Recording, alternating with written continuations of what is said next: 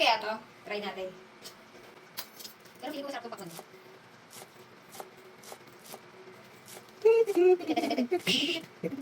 Ay, sobrang pula ng pakwan ko.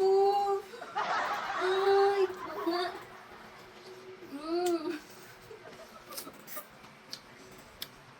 Guys, ang sarap ng pakwan ko. Ang laki pa.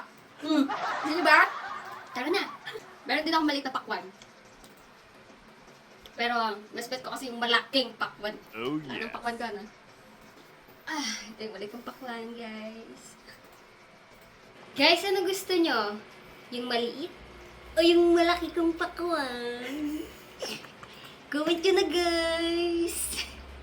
Bye! Tara na!